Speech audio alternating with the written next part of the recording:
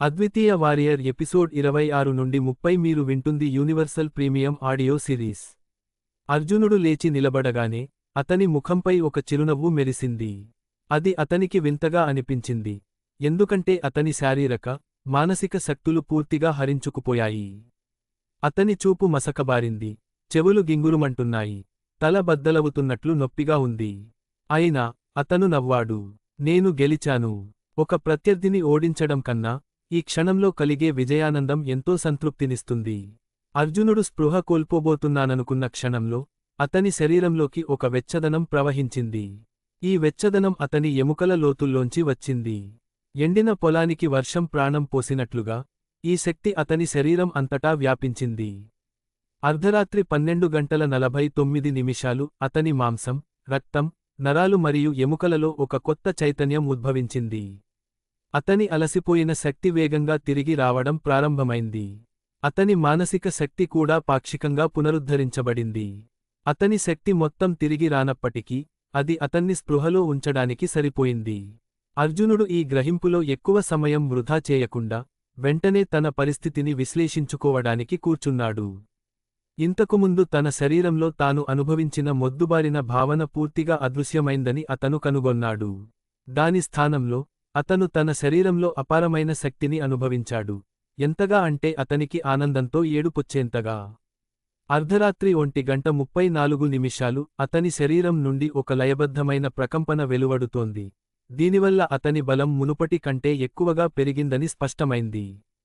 అతని వెన్నెముకలో శక్తి వేగంగా ప్రవహిస్తోంది, మరియు అతని ఎముకలు మునుపటి కంటే బలంగా మారాయి. తల పైకెత్తి ఆలోచించగా ఈ పురోగతి సాధారణమైనది కాదని అర్జునుడు గ్రహించాడు. చివరకు అతని ఎముకల నుండి వెలువడుతున్న చివరి వేడి ఆనవాలు కూడా అదృశ్యమైంది. ఇది అతను తన బంగారు శరీరం నుండి పొందిన శక్తే.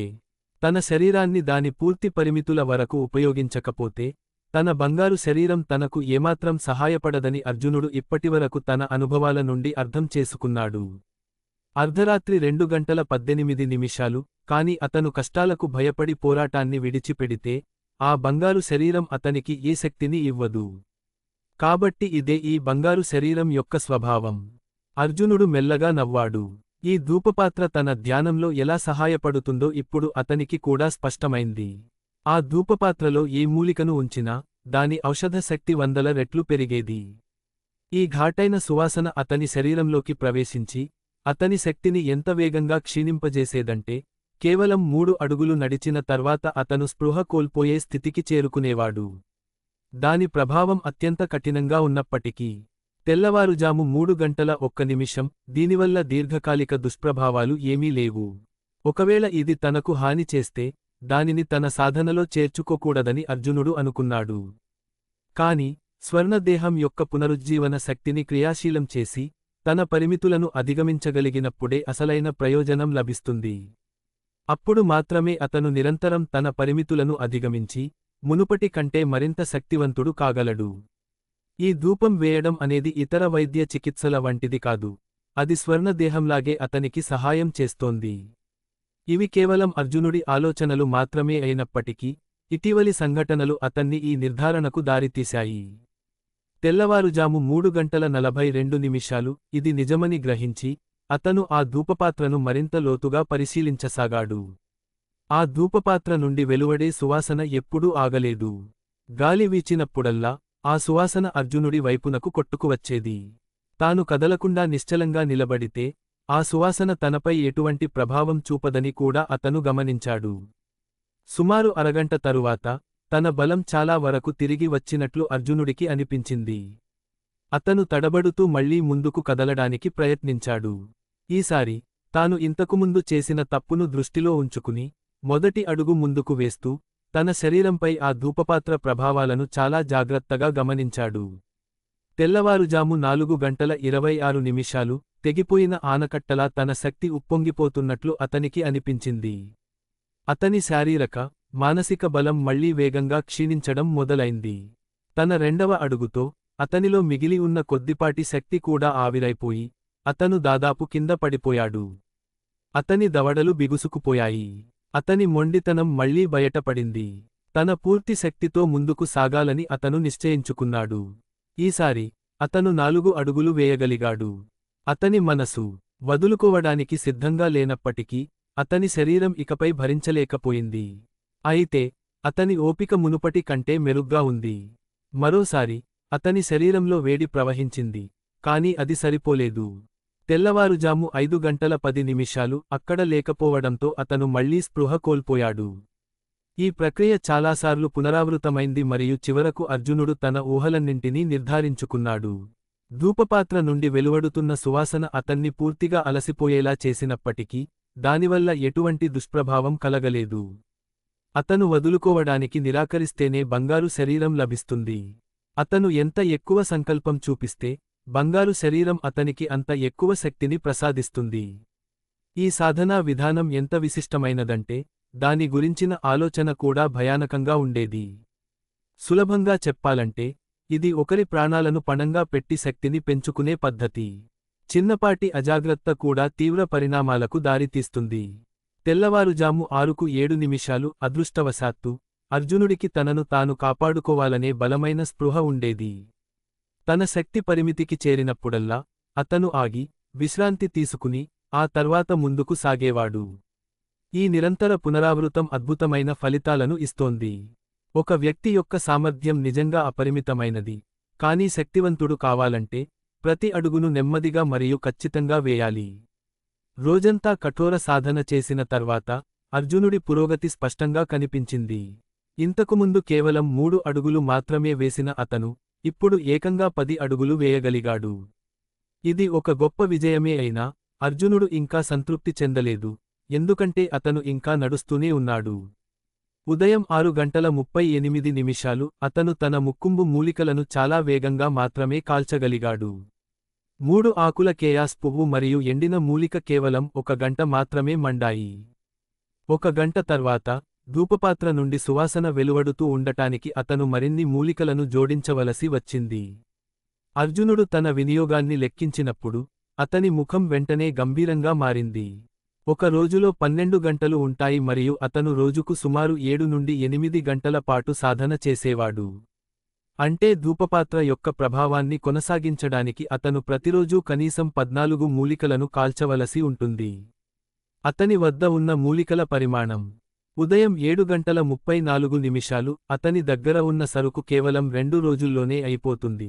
దానితో పాటు దాదాపు 50% 3 ఆకుల కేయాస్ ఫ్లవర్ కూడా అయిపోతుంది. ఒకవేళ అతని మూలికలు పూర్తిగా అయిపోతే అతను ఏమి చేస్తాడు? అతని దగ్గర కేవలం 38 కాంట్రిబ్యూషన్ పాయింట్లు మాత్రమే మిగిలి ఉన్నాయి. ఇవి ఎంతకాలం సరిపోతాయి? తాను చాలా ధనవంతుడనయ్యానని అతను ఇంతకుముందు అనుకున్నాడు. కాని వాస్తవం అతను ఇంకా ఎంత పేదవాడో అతనికి చూపించింది. ఆ రాత్రి అర్జున్ ఆందోళన చెందాడు. అతని మనసు కాంట్రిబ్యూషన్ పాయింట్లు మరియు మూలికలతో నిండిపోయింది. కలలలో కూడా అతను భారీ పరిమాణంలో 3 ఆకుల కేయాస్ ఫ్లవర్ మరియు చనిపోయిన మూలికలను సేకరిస్తూనే ఉన్నాడు. ఆ రాత్రి అర్జున్ ఉదయం 8:19 ఆ రాత్రి సుయాష్కు సరిగ్గా నిద్ర పట్టలేదు. తాను ఎంత అహంకారంతో అర్జున్పై ప్రతీకారం తీర్చుకోవడానికి వెళ్లాడో, కాని చివరికి ఓడిపోయాడో అని తలచుకుని అతని మనసు అశాంతంగా మారింది. ఒకవేళ అర్జున్ అక్కడ లేకపోయి ఉంటే అతను బాస్ హేమంత్ కూతురితో తన నిశ్చితార్థపు ఆనందంలో మునిగిపోయి ఉండేవాడు. ఒకవేళ అర్జున్ అక్కడ లేకపోయి ఉంటే అతను ఇంత అవమానంతో కోపంతో నిండిపోయి ఉండేవాడు కాదు. హేమంత్ కుటుంబ కూతురి అందమైన ముఖం గుర్తుకు వచ్చినప్పుడల్లా అతని హృదయం విచారంతో నిండిపోయింది. భవిష్యత్తులో మళ్లీ వెళ్లి ఆమెతో మాట్లాడే ధైర్యం అతనికి ఇక లేదు. ఒక సామెత కూడా ఉంది, 10 గుడులు కూల్చడం సులభం కాని ఒక పెళ్లిని విచ్ఛిన్నం చేయడం పాపం అని. అర్జున్ ఉదయం 9:04 సంతోషంగా ఉన్న జంటను విడగొట్టడానికి నీకెంత ధైర్యం? ఇంకో సామెత ఉంది, ఒక పెద్దమనిషి ప్రతీకారం తీర్చుకోవడానికి 10 ఏళ్లు ఆగగలడు, కాని ఒక నీచుడు ప్రతీకారం తీర్చుకోవడానికి రోజంతా సిద్ధంగా ఉంటాడు. సుయాష్ ఖచ్చితంగా రెండో కోవకే చెందుతాడు. అతను కొన్ని రోజుల్లోనే అర్జున్ను మళ్లీ సవాలు చేయగలిగేవాడు, కాని అంతకాలం ఎలా ఆగగలడు? అతను వెంటనే అర్జున్ వద్దకు వెళ్లి అతన్ని చితకబాదాలి. అప్పుడే అతని మనసు ప్రశాంతమై కోపం చల్లారుతుంది. కోపంతో రగిలిపోతూ రాత్రంతా నిద్రపట్టక అటూ ఇటూ దొర్లాడుతూ ఉన్నాడు. చివరికి సుయాష్ మేల్కొని తన గురించే ఆలోచించాడు. ఉదయం 9:47 లేదు అతను తన అనుచరులందరినీ అర్ధరాత్రి నిద్రలేపాడు. కొద్దిసేపటికే అద్వితీయ గురుకులానికి చెందిన కొంతమంది శిష్యులు గుమిగూడారు. గురువుగారు సుయాష్, మమ్మల్ని ఇంత రాత్రిపూట ఎందుకు పిలిచారు అని ఒకరు కళ్ళు నలుపుకుంటూ అడిగారు. ప్రత్యేకంగా ఏమీ లేదు, ఈ ఉదయం జరిగిన సంఘటన గురించే. సుయాష్ తన కోపాన్ని అణచుకుంటూ, అర్జునుడిపై ప్రతీకారం తీర్చుకోవడానికి, నా మనసులోని అసూయను శాంతపరచుకోవడానికి మీరు ఒక పరిష్కారం సూచిస్తారనే ఉద్దేశంతో మీ అందరినీ ఇక్కడికి పిలిచాను అని అన్నాడు. మరొకరు, గురువుగారు సుయాష్, మీరు 4 రోజులు ఆగవచ్చు కదా. 4 రోజుల తర్వాత మీరు అధికారికంగా అర్జునుడిని పిలవవచ్చు అని సూచించారు. ఉదయం 10:32 నువ్వు అతన్ని సవాలు చేసి ఖచ్చితంగా ఓడించగలవు. కోపంగా ఉన్న సుయాష్, నేను నిజంగా వేచి ఉండాల్సి వస్తే మరి మిమ్మల్ని ఇక్కడికి ఎందుకు పిలిచాను అని బదులిచ్చాడు. సుయాష్ మందలింపుతో గాఢ నిద్రలో ఉన్నవారు ఉలిక్కిపడ్డారు. వారు పూర్తిగా మేల్కొని లేరు, అందుకే ఇంతకుముందు సుయాష్ మాటలను ఎవరూ పట్టించుకోలేదు, కాని ఇప్పుడు అప్రమత్తమయ్యారు. వారి అజాగ్రత్త చూసి సుయాష్కు మరింత చిరాకు వచ్చింది. అతను బల్లను బలంగా కొడుతూ అరిచాడు. ఇప్పుడు ఒక మంచి పరిష్కారం ఆలోచించండి. ఎవరూ మంచి సలహా ఇవ్వకపోతే ఎవరినీ నిద్రపోనివ్వను. ఇది అందరికీ హాని చేస్తుంది. ఉదయం 11:14 వారు ఆందోళన చెంది వెంటనే ఏదైనా ప్రణాళిక గురించి ఆలోచించడం మొదలుపెట్టారు. కొద్దిసేపటికే లీ యతిన్ అనే శిష్యుడికి ఒక ప్రణాళిక తట్టింది. అతని కళ్ళు మెరిశాయి మరియు అతను ఉత్సాహంగా సుయాష్తో, గురువుగారు, మనం ఇది చేయగలం అన్నాడు. అతను తన ప్రణాళికను వివరించడం ప్రారంభిస్తూ, సుయాష్కు దగ్గరగా వంగి నెమ్మదిగా ప్రతిదీ వివరించడం మొదలుపెట్టాడు. సుయాష్ ముఖం ఆనందంతో వెలిగిపోయింది. అతను లీ యతిన్ వీపుపై గట్టిగా తట్టి, చాలా బాగుంది, ఇది నిజంగా అద్భుతమైన ప్రణాళిక. ఈ పని ఇప్పుడు నీ బాధ్యత. గురువుగారు, దీన్ని నాకు అప్పగించు అన్నాడు. సుయాష్ యతిన్ కూడా ఉత్సాహంతో నిండిపోయాడు. ఇప్పుడు మీరందరూ నిద్రపోవచ్చు. సుయాష్ అతనితో కరచాలనం చేశాడు. మధ్యాహ్నం 12 గంటలు వణుకుతూ చెప్పడంతో అందరూ ఊపిరి పీల్చుకుని వెంటనే తమ పడకలకు తిరిగి వెళ్లారు. తన గదిలోంచి బయటకు చూస్తూ సుయాష్ చీకట్లో దుష్టంగా నవ్వి, అర్జున్ అన్నయ్యా అర్జున్, రేపు ఉదయం నిన్ను చూస్తాము అన్నాడు. ఇప్పుడు మనశ్శాంతి లభించడంతో సుయాష్ గాఢ నిద్రలోకి జారుకున్నాడు. మరుసటి ఉదయం అర్జున్ తన సాధన చేయడానికి త్వరగా మేల్కొని తపోనిష్ఠ శరీర గ్రంథాన్ని అభ్యసించాడు. ఆ తర్వాత అతను తన ఇల్లు ఊడ్చే పనిలో నిమగ్నమయ్యాడు. నిన్న ధూపదాని ప్రభావంతో సాధన చేసినప్పుడు అతను చాలాసార్లు మృత్యువు అంచు వరకు వెళ్లాడు. ఎంతగా అంటే ఈ రోజు కూడా అతని శరీరం మొత్తం నొప్పితో మూలుగుతోంది. మధ్యాహ్నం 12:43 కానీ ఫలితాలు స్పష్టంగా కనిపించాయి. ముఖ్యంగా అతను తపోనిష్ఠ శరీర గ్రంథాన్ని సాధన చేస్తున్నప్పుడు తనపై ఒత్తిడి కొద్దిగా తగ్గినట్లు భావించాడు. ధూపదాని నుండి వచ్చే ఒత్తిడి, తపోనిష్ఠ శరీర గ్రంథాన్ని సాధన చేసేటప్పుడు తాను అనుభవించిన ఒత్తిడి లాంటిదేనని కూడా అతను అర్థం చేసుకున్నాడు. ఒక రకమైన ఒత్తిడికి అలవాటుపడినప్పుడు అతను సహజంగానే మరొక రకమైన ఒత్తిడిని కూడా భరించగలుగుతాడు. ఈ ధూపదాని నిజంగా ఒక అమూల్యమైనది. ఉత్సాహంతో నిండిన అర్జునుడు తన పనిని త్వరగా ముగించి తిరిగి సాధనకు వెళ్లాలనుకున్నాడు. ప్రస్తుతం అతను మధ్యాహ్నం 1:28 అతను నేలను తుడుస్తూ సగం దూరం వెళ్లగా అకస్మాత్తుగా ఎవరో అతని దారికి అడ్డంగా వచ్చారు. పైకి చూడగా ఆ వ్యక్తి అతనికి పరిచయస్తుడే. అర్జున్ దాని గురించి ఆలోచిస్తుండగానే ఆ వ్యక్తి గట్టిగా నవ్వాడు. నిన్న రాత్రి లీ యతిన్ సుయాష్కు ఒక ప్రణాళికను సూచించాడు. అతను పూర్తిగా సిద్ధంగా ఉన్నప్పటికీ అది అంత సులభం కాదని తెలిసి ఏమాత్రం అజాగ్రత్తగా ఉండలేదు. మొదట అతను అర్జున్ నమ్మకాన్ని గెలుచుకుని ఆ తర్వాత ఏదో ఒక సాకుతో అతన్ని పోరాటానికి దించాలి. నిన్న అతను సుయాష్తో కలిసి అర్జున్ను సవాలు చేయడానికి వెళ్ళినప్పుడు అతను జనసమూహం వెనుక దాక్కుని ఎక్కువగా మాట్లాడలేదు, అందుకే అర్జున్ అతన్ని చూశాడు. మధ్యాహ్నం 2:13 అతను అతన్ని అంత సులభంగా గుర్తుపట్టలేడు. ఇది అతని పనిని సులభతరం చేస్తుంది. ఉదయం నుండి అతను అర్జున్ ఈ ప్రదేశానికి రావాలని ఎదురు చూస్తున్నాడు మరియు చివరకు అతని నిరీక్షణ ముగిసింది. ముఖంపై పెద్ద చిరునవ్వుతో మరియు అమాయకత్వం అనే ముసుగుతో లీ యతిన్ నెమ్మదిగా అర్జున్ వైపు కదిలాడు. ఇప్పుడు నా ముఖ కవళికలు చాలా స్నేహపూర్వకంగా కనిపిస్తూ ఉండాలి అని లీ యతిన్ తనకు తానుగా ధైర్యం చెప్పుకున్నాడు. ఈ శిష్యుడికి ఏమైనా సమస్య ఉందా అని అర్జున్ సూటిగా అడిగాడు. ఎందుకంటే ఇక్కడ ఉన్న శిష్యులందరూ అతని కంటే జూనియర్లు. నువ్వేనా సీనియర్ అర్జున్? అని యతిన్ సమాధానం ముందే తెలిసి అడిగాడు. అర్జున్ దీర్ఘశ్వాస తీసుకుంటూ అవునని తలూపాడు. యతిన్, మధ్యాహ్నం 3కు 1 నిమిషం అయితే మీరేనా సీనియర్ అర్జున్? మిమ్మల్ని కలవాలని నేను చాలా ఆతృతగా ఉన్నాను. ఇప్పుడు మిమ్మల్ని కలిశాక మీరు నిజంగా అంచనాలకు తగ్గట్టుగా ఉన్నారని నాకు అనిపిస్తోంది. ఇది విన్న యతిన్కే వాంతి వచ్చినట్లు అనిపించింది. కాని అతను తన ప్రణాళికకు కట్టుబడి ఉండాలి కాబట్టి తన భావాలను దాచుకున్నాడు. ఇది చాలా గంభీరమైన విషయానికి అని అర్జున్ చిన్న చిరునవ్వుతో అన్నాడు. యతిన్ ముందుకు వచ్చి అర్జున్ చేతిని పట్టుకుని ప్రశంసగా అన్నాడు. సీనియర్ అర్జున్, నిన్న మీరు విశాల్ హుకి మంచి గుణపాఠం నేర్పారని విన్నాను. మీరు నిజంగా చాలా దయగల వ్యక్తి. అయితే ఏంటి? మధ్యాహ్నం 3:41 నీకు అతనితో ఏమైనా పగ ఉందా? అర్జున్ అతని వైపు తదేకంగా చూస్తూ అడిగాడు. యతిన్ ముఖం గంభీరంగా మారింది. అవును, ఉంది. ఆ మనిషి చాలా క్రూరుడు. అతను నన్ను కూడా అవమానించాడు. కాని నువ్వు అతనిపై ప్రతీకారం తీర్చుకోలేదు. అర్జున్ అడిగాడు. నాకు ప్రతిరోజూ ప్రతీకారం తీర్చుకోవాలని కలలు వస్తాయి. కాని ఒక దీర్ఘశ్వాస తీసుకుని అతను బదులిచ్చాడు. సీనియర్ అర్జున్, విశాల్ హు వెనుక ఒక పలుకుబడి ఉన్న వ్యక్తి ఉన్నాడని మీకు కూడా తెలుసు. నాకు విశాల్ హు అంటే భయం లేదు. కాని అతని వెనుక ఉన్న వ్యక్తులతో నేను సంబంధం పెట్టుకోవాలనుకోవడం లేదు. అది నిజమే. సుయాష్కు బలమైన మద్దతు ఉందని తెలిసినందున అర్జున్ తలూపాడు. సాయంత్రం 4:27 అందుకే మీరు విశాల్ హును ఓడించినప్పుడు నా తరపున ప్రతీకారం తీర్చుకున్నారు అని యతిన్ కృతజ్ఞతతో అన్నాడు.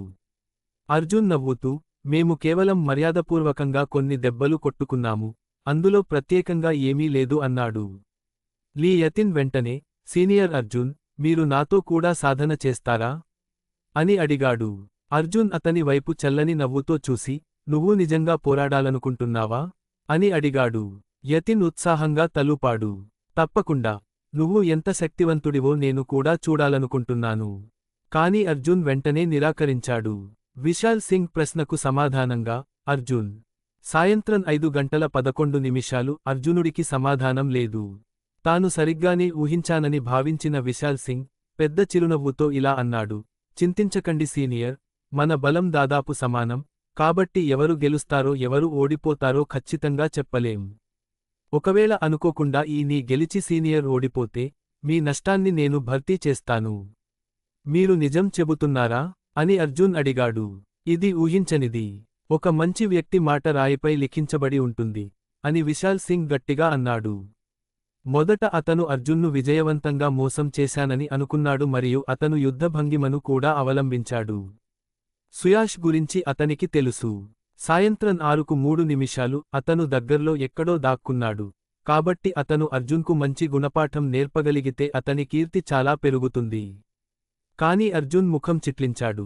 దాంతో విశాల్ సింగ్కు కోపంతో కాళ్లు నేలకేసి కొట్టాలనిపించింది. ఈ పెద్దాయన చాలా విసుగు పుట్టించేవాడు మరియు మోసగాడు. ఏదేమైనా నేను బలవంతుడిని. అలాంటి వ్యక్తి చేతిలో నేను ఎలా ఓడిపోగలను? పెద్దాయనా, మీకు ఇంకా ఏమైనా సందేహాలు ఉన్నాయా?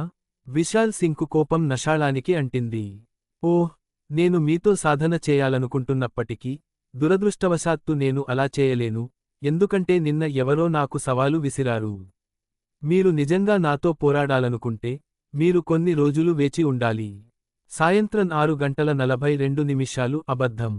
విశాల్ సింగ్ దాదాపు ఊపిరి పీల్చుకుంటూ వెంటనే అన్నాడు. సీనియర్, మీరు నన్ను సవాలు చేయవచ్చు, ఎందుకంటే గత కొన్ని రోజులుగా నన్ను ఎవరూ సవాలు చేయలేదు. అద్వైత్ గురుకుల శిష్యులందరికీ ప్రతి కొన్ని రోజులకు ఒకరిని సవాలు చేసే అవకాశం రాదా? ఓ, అవును కదా. ఇది ఇప్పుడే గ్రహించి అర్జున్ గట్టిగా నవ్వాడు. జూనియర్, గత కొన్ని సంవత్సరాలుగా ఎప్పుడూ నన్నే సవాలు చేసేవారు, అందుకే నేను ఈ నియమాన్ని పూర్తిగా మర్చిపోయాను. నెమ్మదిగా నిట్టూర్చుతూ విశాల్ సింగ్ తనలోని కోపాన్ని, ఆగ్రహాన్ని బయటపెట్టాలనుకున్నాడు. రాత్రి 7:22 కొంతసేపటి తర్వాత అతను మళ్ళీ అడిగాడు. సీనియర్, మనం ఇప్పుడు ప్రాక్టీస్ చేయవచ్చా? అర్జున్ మనసులో మరో ప్రశ్న మెదిలింది. జూనియర్, ఒకవేళ నేను ఓడిపోతే మీరు నిజంగా నా కాంట్రిబ్యూషన్ పాయింట్లు ఇస్తారా? అవును, నేను తప్పకుండా ఇస్తాను. అంతేకాదు, నేను మీకు 10 రెట్లు ఎక్కువ ఇస్తాను అని విశాల్ సింగ్ పళ్ళు బిగించి అన్నాడు. అర్జున్ తల అడ్డంగా ఊపుతూ, నేను నిన్ను నమ్మను. నువ్వు ముందు నాకు కాంట్రిబ్యూషన్ పాయింట్లు ఇచ్చేంత వరకు నేను నిన్ను నమ్మలేను, అని బదులిచ్చాడు. నేను వాటిని నీకు ఎలా ఇవ్వగలను? అని విశాల్ సింగ్ నిరాశగా అన్నాడు. ఎందుకంటే కాంట్రిబ్యూషన్ పాయింట్లు అకౌంట్ బుక్లో ఒక మూడవ వ్యక్తి ద్వారా నమోదు చేయబడతాయి.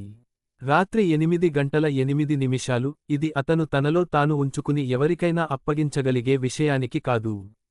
అయినా అతను ఒక సీనియర్ కదా. అతను అంత సంకుచిత మనస్తత్వంతో ఎలా ఉండగలిగాడు? నేను నా మాట తప్పతానని అనుకున్నాడా? నాకు ఒక మార్గం ఉంది. అర్జున్ ఒక రహస్యమైన చిరునవ్వుతో విశాల్ సింగ్ను దగ్గరకు పిలిచి అతని చెవిలో ఏదో గుసగుసలాడాడు. విశాల్ సింగ్ ముఖం ఎన్నో రంగులు పులుముకుంది మరియు అర్జున్ ఆలోచన నిజంగా చాలా పదునైనదని అతను ఒప్పుకోవలసి వచ్చింది. అతను నిజంగా అలాంటి పరిష్కారాన్ని ఆలోచించగలడు. జూనియర్, అది అసాధ్యమని నీకు అనిపిస్తే పర్వాలేదు. అది నేను నిన్ను నమ్మనందువల్ల కాదు. రాత్రి 9:08 విషయానికి ఏమిటంటే, అర్జున్ కావాలనే తన మాటలను అసంపూర్తిగా వదిలేశాడు. అర్జున్కు నిజంగా ఏమి కావాలో విశాల్ సింగ్కు తెలియదు, కానీ తన ప్రయోజనం కోసం అతను ఒప్పుకోక తప్పలేదు. అందుకే అతను, సమస్య లేదు సీనియర్, నేను ఆ వస్తువు తెచ్చే వరకు దయచేసి ఆగండి. నా వేగం చాలా ఎక్కువ, అని చెప్పి, వెనక్కి తిరిగి చూసుకుంటూ వేగంగా పరిగెత్తాడు. తన కోరికను తిరస్కరించినప్పుడు, దెబ్బలు తినడానికి తమను తాము అర్పించుకునే వారు ఈ ప్రపంచంలో ఇంకా ఉన్నారా అని ఆలోచిస్తూ అర్జున్ విచారంగా నిట్టూర్చాడు. అతను వేరే ఏదో తీసుకురావడానికి పరిగెత్తాడు. ఇది నిజంగా వింతగా ఉంది. రాత్రి 9:36 సరే, ఈ పద్ధతి ప్రస్తుతానికి అతని అవసరాలను తీరుస్తోంది. కాకపోతే, ఈ పద్ధతిని మళ్లీ ఉపయోగించలేడు. వచ్చేసారి అతను వేరే పద్ధతిని కనుక్కోవాలి. కాసేపు ఆలోచించిన తర్వాత, అర్జున్ తనను తాను తిట్టుకున్నాడు. జూనియర్ ముఖ కవళికలు గుర్తుకురాగానే, తాను ఏది అడిగినా అతను ఒప్పుకుంటాడని అతనికి అర్థమైంది. సుయాష్ మరియు అతని స్నేహితులు కొందరు దూరంగా దాక్కున్నారు. విశాల్ సింగ్, అర్జున్ మాట్లాడుకోవడం చూసి, అతని గుండె ఉత్సాహంతో కొట్టుకోవడం మొదలైంది. కాని అతను ఆ మంచి నాటకాన్ని ఆస్వాదించడానికి కూర్చోగానే, విశాల్ సింగ్ అకస్మాత్తుగా పారిపోయాడు. దానివల్ల రాత్రి 10:18 సుయాష్ అయోమయానికి గురయ్యాడు. నిన్న మనం ప్రణాళిక వేసుకుంటున్నప్పుడు ఇలాంటిదేమీ నిర్ణయించలేదు. ఈ విశాల్ సింగ్ ఏం చేస్తున్నాడు? మనసులో అనుమానంతో, సుయాష్ వెంటనే విశాల్ సింగ్ను ఆపి, పరిస్థితి ఏమిటో తెలుసుకోమని ఒక వ్యక్తిని పంపాడు. 15 నిమిషాల తర్వాత, ఆ వ్యక్తి తిరిగి వచ్చి మెల్లగా ఇలా అన్నాడు, మాస్టర్ సుయాష్, అర్జున్ చాలా సంకుచిత మనస్తత్వం కలవాడని విశాల్ సింగ్ చెబుతున్నాడు. పోటీకి సిద్ధంగా ఉండటానికి, కంట్రిబ్యూషన్ హాల్ నుండి కొన్ని మూలికలను తీసుకురమ్మని అతనే ముందుగా అడిగాడట. ఎంత పిసినారి! సుయాష్ ఆశ్చర్యపోయాడు. అర్జున్ కేవలం ఒక ట్రయల్ విద్యార్థి. ఒకవేళ అతను ఓడిపోయినా, కేవలం ఒక కంట్రిబ్యూషన్ పాయింట్ మాత్రమే కోల్పోతాడు. రాత్రి 11:05 10 మూలికల కోసం అతన్ని ఎందుకు ఒప్పించాల్సి వచ్చింది? ఆ వ్యక్తి ఇలా జవాబిచ్చాడు, విశాల్ సింగ్ స్వయంగా చేశాడు. అతను అతనికి 10 రెట్లు ఎక్కువ పరిహారం ఇస్తానని చెప్పాడు. మంచిది. అందుకే సుయాష్ ముఖం కొద్దిగా కలత చెందింది. కాని ఏమైతేనేం, అర్జున్ బుద్ధి తెచ్చుకుంటే 10 మూలికలు పెద్ద విషయమేమీ కాదు. 10 మూలికలు సుమారుగా 10 కాంట్రిబ్యూషన్ పాయింట్లకు సమానం. ఈ మొత్తం సుయాష్కు ఏమీ కాదు. ఇప్పుడు అందరికీ పూర్తి పరిస్థితి తెలిసింది కాబట్టి, వారు పోరాటం ముగిసే వరకు ఓపికగా వేచి ఉన్నారు. అరగంట గడిచింది. అర్జున్ తన శుభ్రపరిచే పనిని దాదాపు పూర్తి చేసినప్పుడు, అతను దూరం నుండి రెడ్ను చూశాడు. రాత్రి 12:10 విశాల్ సింగ్, దిగులుగా ఉన్న ముఖంతో, అలసిపోయిన శరీరంతో అతని వైపు పరుగెత్తుకుంటూ వస్తున్నాడు. అతను విరాళాల గదికి ఉన్న దూరం గురించి ఫిర్యాదు చేయడం లేదు, కానీ కోశాధికారి మెహతా ఆలస్యంగా నిద్రలేవడం వల్లే ఇంత సమయం పట్టింది.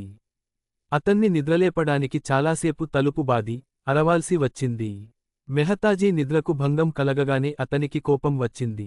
కాని అతను తిట్టకముందే, విశాల్ సింగ్ 20 విరాళాల పాయింట్లు ఖర్చు చేసి, 10 సాధారణ నాసిరకం మూలికలను త్వరగా కొన్నాడు. ఇప్పుడు విశాల్ సింగ్కు కోపం కట్టలు తెంచుకుంది. అతను అర్జున్ను చంపాలని నిర్ణయించుకున్నాడు. 2434 అతను ఈ నష్టాన్ని తప్పకుండా భర్తీ చేస్తాడు. తిరిగి వస్తుండగా, అర్జున్ తన చీపురు పట్టుకుని తన కోసం ఎదురుచూస్తున్నట్లుగా ఇంకా అక్కడే నిలబడి ఉండటం అతను చూశాడు. 3 అడుగులు, 2 అడుగులు. ఆయాసంతో విశాల్ సింగ్ త్వరగా అర్జున్ వద్దకు వెళ్లి మూలికలను బయటకు తీసి, ఇదిగోండి సీనియర్, ఇవి చూడండి అన్నాడు. హే అవసరం లేదు. గొప్ప మనసుతో అర్జున్ వాటిని లెక్కించకుండా తీసుకుని, తన చీపురుతో పాటు నేలపై పెట్టాడు. సీనియర్, మనం ఇప్పుడు సాధన చేయవచ్చా? అని విశాల్ సింగ్ అడిగాడు. అవును తప్పకుండా జూనియర్. నువ్వు ఇది ముందే చేసి ఉంటే ఇంత ఆందోళన చెందాల్సిన అవసరం ఉండేది కాదు. 25 నుండి 21 మీరు నాకు అదే చెప్పి ఉంటే, నేను సంతోషంగా ఒప్పుకునేవాడిని, అన్నాడు అర్జున్ నవ్వుతూ. విశాల్ సింగ్కు దాదాపు కోపం వచ్చేసింది. ఆ మూలికలు అడిగింది నువ్వే కదా. నన్ను నమ్మనిది నువ్వే. నన్ను ఇంత దూరం పంపింది కూడా నువ్వే. ఈ ప్రయాణమంతా నిజంగా వృధా అయిందా? కాని అతను తనను తాను శాంతపరుచుకుని, యుద్ధం మొదలయ్యాక అర్జున్కు మంచి గుణపాఠం నేర్పాలని అనుకున్నాడు. జూనియర్, మనం మొదలుపెడదామా? అని అడిగాడు అర్జున్. సరే, అని తన శక్తిని కూడగట్టుకుని విశాల్ సింగ్ చేతులు జోడించి అన్నాడు. సీనియర్, దయచేసి నాకు కొంచెం జ్ఞానం ఇవ్వండి. అయ్యో వద్దు, అంత లాంఛనంగా ఉండకండి అర్జున్, అని అతను మర్యాదగా అన్నాడు. 26:06 వారు నవ్వుకున్నారు. వారిద్దరూ తమ తమ స్థాయిలను రహస్యంగా ఉంచారు. తన శక్తిని చూసి అర్జున్ పోరాటం నుండి పారిపోతాడేమోనని విశాల్ సింగ్ భయపడగా, అర్జున్ దానిని రహస్యంగా ఉంచాలనుకున్నాడు. తమ ప్రణాళికలను దృష్టిలో ఉంచుకుని, వారు యుద్ధాన్ని ప్రారంభించారు. నిన్న జోరావర్హు చేసిన తప్పును, అతని హృదయంలోని కోపాన్ని చూసి విశాల్ సింగ్ ఎలా దయతో ఉండగలడు? ఈరోజు అర్జున్కు గట్టిగా గుణపాఠం నేర్పాలని అతను అనుకున్నాడు. వారు వేగంగా పిడిగుద్దులు మార్చుకుంటుండగా అతని చుట్టూ ఉన్న వాతావరణం ఉద్రిక్తంగా మారింది. ఇద్దరూ ఒకరి దాడులను ఒకరు తప్పించుకుంటూ, పిడిగుద్దులు మార్చుకోవడం ప్రారంభించారు. విశాల్ సింగ్ హృదయంలో కోపంగా ఉన్నప్పటికీ, అతని 26 నుండి 50 ఆ గుద్దుల్లో నిజమైన బలం ఏమీ లేదు. అయినా ప్రతి దెబ్బ మునుపటి దానికంటే బలంగా, లోతుగా తగులుతోంది. అర్జున్ ఏమాత్రం కంగారు పడలేదు. దానికి బదులుగా, అతను ప్రశాంతంగా ఉన్నాడు. గడిచిన కొన్ని రోజుల సాధన ప్రభావం ఇప్పుడు కనిపిస్తోంది. అతను కేవలం అద్వితీయ గురుకుల ప్రాథమిక విద్యలతో, తన కాళ్ల బలంతో మాత్రమే పోరాడాడు. కొన్ని దాడుల తర్వాత విశాల్ సింగ్ కొంచెం కంగారు పడ్డాడు. అర్జున్ శక్తి ఎంత బలంగా ఉందంటే, అతను తడబడి కొన్ని అడుగులు వెనక్కి వేశాడు. అంతేకాదు, అతను గుద్దిన ప్రతిసారీ, ఒక బండరాయిని కొట్టినట్లుగా అనిపించింది. విశాల్ సింగ్ మొదటిసారి ఓడిపోయినప్పుడు అతని చెయ్యి మొత్తం మొద్దుబారిపోయింది. 27 నుండి 34 ఆ దెబ్బ తగలగానే, అతను ఇకపై అజాగ్రత్తగా ఉండకూడదని నిర్ణయించుకున్నాడు. అర్జున్ వైపు తదేకంగా చూస్తూ, అతను త్వరగా తన భంగిమను మార్చుకుని, అతనిపై కొన్ని శక్తివంతమైన పిడిగుద్దులు కురిపించడానికి ప్రయత్నించాడు. ఇది నీ సంకుచిత మనస్తత్వానికి, ఇంత పొద్దున్నే నన్ను విరాళాల హాలుకు పరిగెత్తించినందుకు, అని విశాల్ సింగ్ తనలో తాను గొణుక్కున్నాడు. అతను కొట్టిన వెంటనే, ఒక పెద్ద శబ్దం వచ్చింది. కాని ఆ శబ్దం అర్జున్ శరీరం నుండి కాదు, అతని సొంత నొప్పి నుండి వస్తోంది. వారిద్దరూ సాధారణ శారీరక యోధులు, వారి శక్తి అంత ఎక్కువగా లేదు, అందువల్ల వారి దెబ్బల ప్రభావం పరిమితంగా ఉంది. మరోవైపు, అర్జున్ తన శరీరం యొక్క పరిస్థితిని పరీక్షించుకోవాలనుకున్నాడు. అందుకే అతను విశాల్ సింగ్ దెబ్బలను స్వీకరించాడు. 28 నుండి 18 క్షణాల్లో, అర్జునుడికి తన శారీరక బలం గురించి నిజమైన అవగాహన కలిగింది. అతను ఇప్పుడు మునుపెన్నడూ లేనంత బలంగా ఉన్నాడు. తన లక్ష్యం నెరవేరడంతో, అతను తన జూనియర్ యొక్క పనికిమాలిన మాటలను సహించడానికి నిరాకరించాడు. విశాల్ సింగ్ తాను విజయానికి దగ్గరయ్యానని భావిస్తున్న తరుణంలో, ఏదో మార్పు జరిగింది. ఇప్పటివరకు కేవలం వెనుదిరిగి, రక్షించుకుంటున్న అర్జునుడు, అకస్మాత్తుగా ఉత్సాహంతో నిండిపోయాడు. ఏదో రాక్షసుడు అతని నిజ స్వభావాలను మేల్కొల్పినట్లుగా ఉంది. విశాల్ సింగ్కు లోపల ఒక వింత భావన కలిగింది. అతను నిశితంగా పరిశీలించినప్పుడు, అర్జునుడి ఉత్సాహం చల్లగా, క్రూరంగా ఉందని గ్రహించాడు. అది ప్రమాదంతో నిండి ఉంది. 29:01 ఆ శబ్దం విని విశాల్ సింగ్ వెనక్కి తగ్గడం మొదలుపెట్టాడు. కాని అర్జున్ ఒక్క అడుగు ముందుకు వేసి కదలని పర్వతంలా దారిని అడ్డుకున్నాడు. తనను తాను కాపాడుకోవడానికి విశాల్ సింగ్ గాలిలోకి ఎగిరాడు. కాని అర్జున్ తన కాలు పైకి లేపి అతని కడుపుపై గట్టిగా కొట్టాడు. ఒక బాధాకరమైన అరుపు బయటకు వచ్చింది మరియు విశాల్ సింగ్ గాలిలో చాలా అడుగుల దూరంలో పడిపోయాడు. ఆగకుండా, అర్జున్ అతనిపై కాలు పెట్టి పిడిగుద్దుల వర్షం కురిపించడం మొదలుపెట్టాడు. చుట్టూ ప్రతిధ్వనిస్తున్న అరుపులు వాతావరణాన్ని కంపింపజేశాయి. విశాల్ సింగ్ ఓటమిని అంగీకరించి దయకోసం వేడుకోవడంతో పోరాటం ముగిసింది. విశాల్ సింగ్ మొదటిసారి పక్కకు దూకినప్పుడు అతను పోరాటాన్ని కొనసాగించగలనని అనుకున్నాడు, కాని అప్పుడు 29 నుండి 45 అర్జున్ అతనిపై నిర్దాక్షిణ్యంగా దాడి చేశాడు. అతని గాయాలు పెరుగుతూనే ఉన్నాయి. కొంతసేపటికి విశాల్ సింగ్ ఇక భరించలేకపోయాడు. తనకు, అర్జున్కు మధ్య జరుగుతున్న పోరాటం పూర్తిగా భిన్నమైనదని కూడా అతను గ్రహించాడు. తాను అర్జున్ను కొట్టే కొద్దీ అర్జున్ మరింత ఉద్రేకపడ్డాడు. అర్జున్ తనను కొట్టే కొద్దీ అతనికి మరింత నొప్పి కలిగింది. ఎవరైనా ఆనందంగా దెబ్బలు తింటారా అని విశాల్ సింగ్ ఆలోచించడం మొదలుపెట్టాడు. రక్తం కారుతూ, గాయాలు పెరుగుతున్న కొద్దీ అర్జున్ కళ్లలో ఒక వింత కాంతి కనిపించింది. అది అతన్ని ఒక పిచ్చివాడిలా కనిపించేలా చేసింది. ఈ మనిషికి పిచ్చి పట్టింది. ఈ ఆలోచన విశాల్ సింగ్ మనసులో మెదిలింది. కానీ పోరాటం ముగియగానే అర్జున్ పూర్తిగా సాధారణ స్థితికి వచ్చాడు. 30 నుండి 30 అతను వెళ్లి మళ్లీ ప్రశాంతంగా, సౌమ్యంగా కనిపించాడు. అతను విశాల్ సింగ్ను లేవడానికి సహాయం చేశాడు. నవ్వుతూ, జూనియర్, నిన్ను గెలవనిచ్చాను అని చెప్పి తన చీపురు తీసుకుని వెళ్ళిపోయాడు.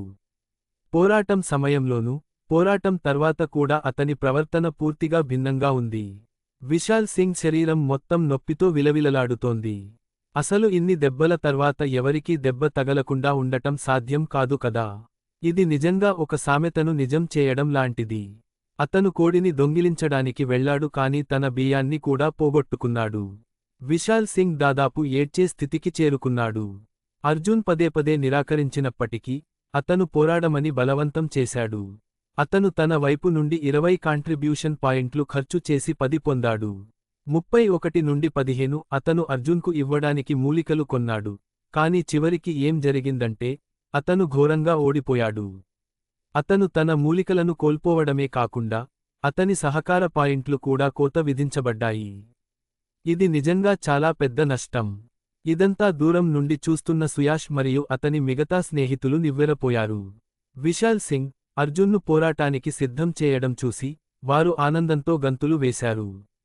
ఇప్పుడు అర్జున్ ఘోరంగా ఓడిపోతాడని వారు అనుకుంటున్నారు. సుయాష్ అప్పటికే ఒక పూర్తి ప్రణాళికను సిద్ధం చేసుకున్నాడు.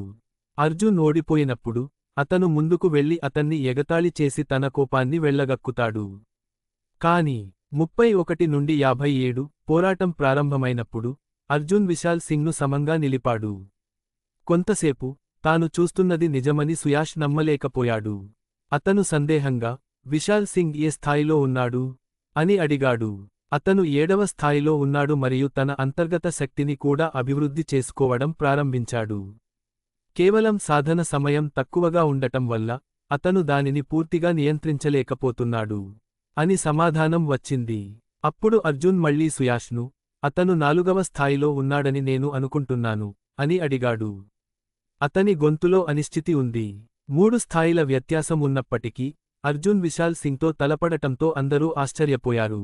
32 నుండి 41 అది అసాధ్యంగా అనిపించింది.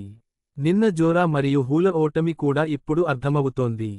అర్జున్ అంత పెద్ద దూరాన్ని తగ్గించగలిగితే జోరాకు గెలిచే అవకాశం లేదు. కాని అర్జున్ నిజంగా అంత శక్తిమంతుడైతే అతను తన గత యుద్ధాలన్నింటిలో ఎందుకు ఓడిపోయాడు? అతను 9 ఏళ్లుగా శిక్షణ పొందిన శిష్యుడు మరియు ప్రతి సంవత్సరం నిరంతరం సవాళ్లను ఎదుర్కొన్నాడు. కాని నిన్నటి వరకు అతను ఒక్క మ్యాచ్ కూడా గెలవలేదు. సుయాష్ మరియు అతని సహచరులకు అతిపెద్ద షాక్ ఇంకా రాబోతోంది. విశాల్ సింగ్ నుండి ఒక్క దాడిని అయినా అర్జున్ తట్టుకోగలిగితే అది ఒక అద్భుతం కంటే తక్కువ కాదని వారు అనుకుంటున్నారు. కాని అర్జున్ 33 నుండి 24 అతను నిజంగా విశాల్ సింగ్ను ఓడించినప్పుడు అందరూ నివ్వెరపోయారు.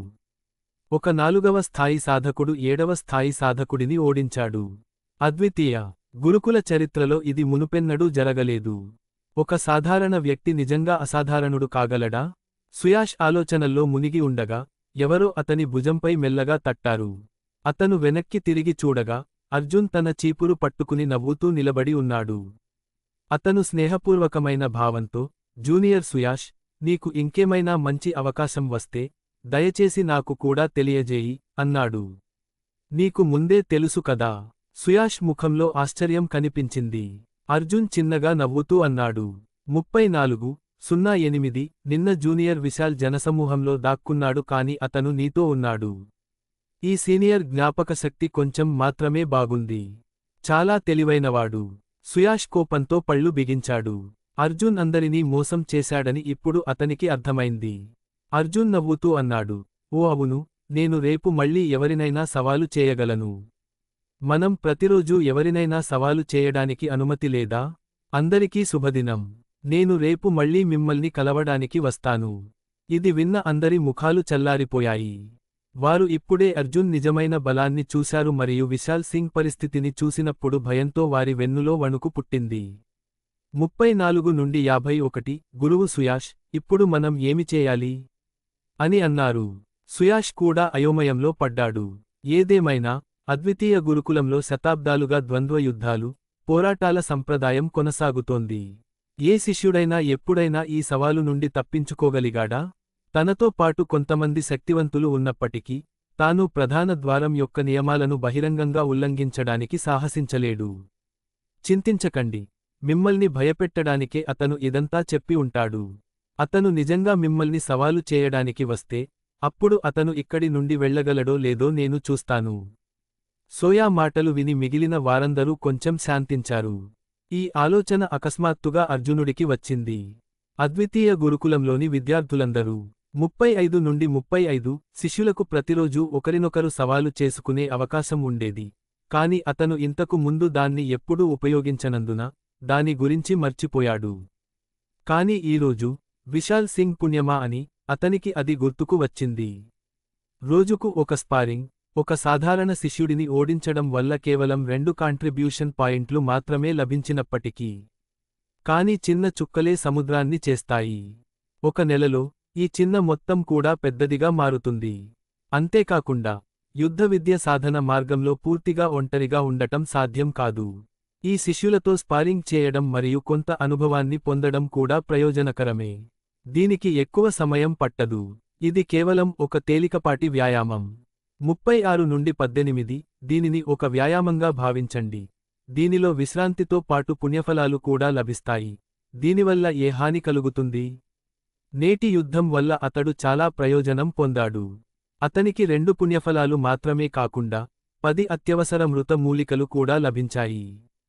అది నిజంగా ప్రయోజనకరమైన రోజు. ఎవరైనా నాకు ప్రతిరోజూ 10 మూలికలు ఇస్తే బాగుండును అని అర్జునుడు మనసులో అనుకున్నాడు. తన కుటీరానికి తిరిగి వచ్చిన వెంటనే, అతను అగబత్తిని బయటకు తీసి వెలిగించాడు.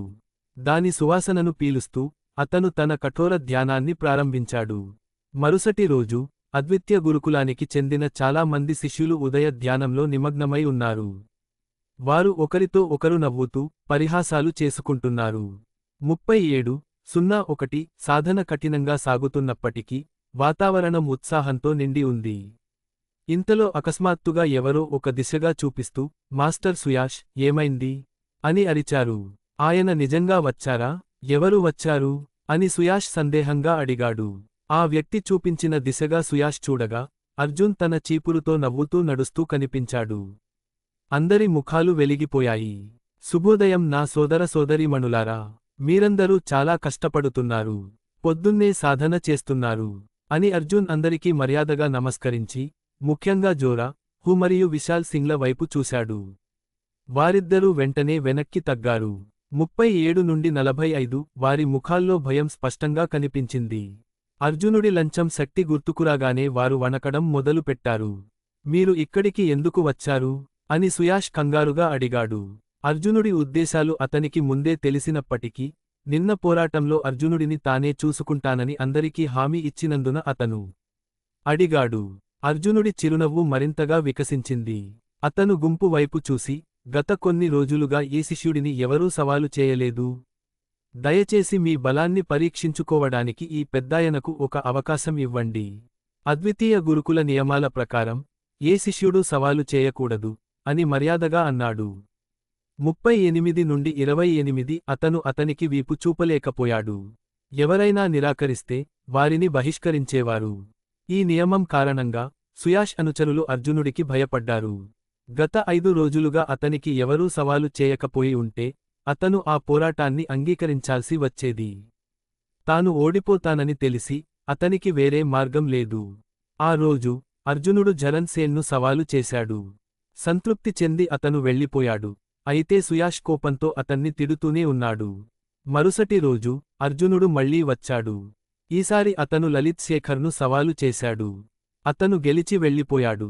అయితే సుయాష్ బెదిరింపులు మాత్రమే జారీ చేస్తూనే ఉన్నాడు. మూడవ రోజు అర్జునుడు మళ్ళీ వచ్చాడు. ఈసారి విజేతగా 39 నుండి 14 ఇప్పుడు వర్ముడి వంతు వచ్చింది. అతను కూడా వాచిన ముఖంతో రక్తసిక్తమైన ముక్కుతో వెనుదిరిగాడు. నాలుగవ రోజు అర్జునుడు తిరిగి వచ్చేసరికి బెదిరింపులు, తిట్లు నిష్ప్రయోజనమని సుయసుడు అర్థం చేసుకున్నాడు. ఇప్పుడు సుయసుడు అర్జునుడి వైపు కోపంగా చూస్తూ ఉండిపోయాడు. అతని ఆత్మ అసూయతో నిండిపోయింది. ఈ వరుస ఓటములతో నిరాశ చెందిన సుయసుడి అనుచరులు నెమ్మదిగా అతన్ని విడిచిపెట్టడం ప్రారంభించారు. అర్జునుడు కేవలం ప్రతీకారం కోసమే ఇక్కడికి వస్తున్నాడని ఇప్పుడు స్పష్టమైంది. అద్వితీయ గురుకులంలో లెక్కలేనంత మంది సాధారణ శిష్యులు ఉన్నప్పటికీ అతను కేవలం సుయసుడి అనుచరులను మాత్రమే సవాలు చేస్తున్నాడు. ఇది ఒక ప్రతీకార చర్య. ఈ రోజుల్లో అర్జునుడు మొత్తం గురుకులంలో కలకలం సృష్టించాడు. 39 నుండి 59 అతను ఒక సాధారణ పరీక్షా శిష్యుడు, కాని ఇప్పుడు అందరూ అతనిపై దృష్టి పెట్టడం ప్రారంభించారు. అతను ఇకపై తేలికగా ఓడిపోగల బలహీనుడు కాదు. ప్రతిరోజూ అతను ఎవరినో ఒకరిని సవాలు చేసి విజయం సాధించేవాడు. ఇప్పుడు ఏ శిష్యుడూ అర్జునుడిని సవాలు చేయడానికి సాహసించలేదు. ఈ సమయంలో చాలా మంది అతని నిజమైన శక్తి గురించి ఊహాగానాలు చేయడం ప్రారంభించారు. కొందరు అతను ఇంకా 4వ స్థాయిలో ఉన్నాడని, కొందరు అతను 5వ స్థాయికి చేరుకున్నాడని, మరికొందరు అతను 8వ స్థాయికి చేరుకున్నాడని కూడా చెప్పడం ప్రారంభించారు. కాని నిజం ఒక్క వ్యక్తికి మాత్రమే తెలుసు. గత కొన్ని రోజులుగా అర్జునుడు ఎవరిని కలిసినా రియా 40 నుండి 44 ఆమె అర్జునుడికి సవాలు విసిరి నిశ్శబ్దంగా అతడిని గమనిస్తూ ఉంటుంది. రియా అర్జునుడి నిజమైన శక్తిని గుర్తించింది. అతను విశాల్ సింగ్ను ఓడించినప్పుడు 5వ స్థాయిలో మాత్రమే ఉన్నాడు, కాని కేవలం 4 రోజుల్లోనే 6వ స్థాయిలోకి ప్రవేశించాడు. అతను ఎలాంటి సాధన చేస్తున్నాడు అని రియా ఆలోచించడం మొదలుపెట్టింది. అతనికి అద్భుతమైన శరీరాకృతి ఉంది మరియు అతను కూడా తన ప్రారంభ శిక్షణలో చాలా మందులను ఉపయోగించాడు, కాని అతని వేగం అంత వేగంగా లేదు. ఈ రహస్యాన్ని అర్థం చేసుకోవడానికి రియా అర్జునుడిని అనుసరించింది, కాని ఆమె ఎక్కడికి వెళ్ళినా అర్జునుడి సాధనలో అసాధారణమైనది ఏమీ కనుగొనలేదు. 41 నుండి 27 అతను కేవలం గుద్దుతూ, తన్నుతూ, విపరీతంగా చెమటలు పట్టేవాడు. ఇంతటి సాధారణ పద్ధతులతో అతను ఇంత వేగంగా ఎలా బలంగా మారుతున్నాడు? రియా ఆలోచనల్లో మునిగిపోయింది. ఎన్నో రోజులు గూఢచర్యం చేసినా ఆమెకు ఈ ఆధారమూ దొరకలేదు. అర్జున్కు ఏదో పెద్ద రహస్యం ఉందని ఆమెకు ఇంకా అనిపించినప్పటికీ దాని గురించి మరింత లోతుగా విచారించే ధైర్యం ఆమెకు కలగలేదు. ఒక అమ్మాయి ఒక అబ్బాయిపై గూఢచర్యం చేయడం ఎంత విచిత్రం, ముఖ్యంగా అతను తరచుగా అర్ధనగ్నంగా ఉన్నప్పుడు అని ఆమె అనుకుంది. అతని శరీరం ఇప్పుడు మునుపటి కంటే చాలా బలంగా ఉన్నట్లుంది. ఆమె అసంకల్పితంగా పోల్చి చూసుకుంది. ఆ తర్వాత ఆమె ముఖం ఎర్రబడింది. మరోవైపు అర్జున్ 42 నుండి 12 ఎవరో తన కార్యకలాపాలను గమనిస్తున్నారని అతనికి ఏమాత్రం తెలియదు. ప్రతిరోజూ అతను నేలను ఊడ్చి, ఆ తర్వాత సుయాషుని అనుచరులలో ఒకరిని సవాలు చేసేవాడు. గెలిచిన తర్వాత అతను తిరిగి వచ్చి తన ధ్యానంలో నిమగ్నమయ్యేవాడు. ధూపదాని ప్రభావం అపారమైనది. కాయశక్తి సాధన గ్రంథాన్ని క్రమం తప్పకుండా సాధన చేయడం వల్ల నిన్న అతను 6వ స్థాయిలోకి ప్రవేశించాడు. ఇది అతని అంతర్గత శక్తిని మరింత స్థిరంగా, బలంగా చేసింది. ఇప్పుడు అతను ఇంకొక్క స్థాయికి చేరుకుంటే చాలు. కాని అర్జునుడు ఒక కొత్త సమస్యలో చిక్కుకున్నాడు. అతని మృతయోగి వృక్షపు గడ్డి పూర్తిగా అయిపోయింది మరియు త్రిపాకన పుష్పం కూడా దాదాపుగా అయిపోయింది. 42 నుండి 57 ఇప్పుడు వేరే మార్గం లేకపోవడంతో అతను కాంట్రిబ్యూషన్ హాల్కు వెళ్లి తన వద్ద మిగిలి ఉన్న కాంట్రిబ్యూషన్ పాయింట్లన్నింటినీ ఉపయోగించి ఈ మూలికలను కొనవలసి వచ్చింది. మరి ఇప్పుడు ఏం జరుగుతుందో తెలుసుకోవాలంటే అర్జున్ యొక్క ఈ ప్రత్యేక యోధుడిని యూనివర్సల్ FM ఛానెల్లో వింటూనే ఉండండి. మీకు ఈ కథ నచ్చితే వెంటనే మా యూట్యూబ్ మరియు టెలిగ్రామ్ ఛానల్ని ఫాలో అవ్వండి. తదుపరి ఎపిసోడ్ కోసం @universalfm కు మెసేజ్ చేయండి. పూర్తి కథను మిస్ అవ్వకండి. తదుపరి ఎపిసోడ్లో షాకింగ్ ట్విస్ట్ బయటపడుతుంది.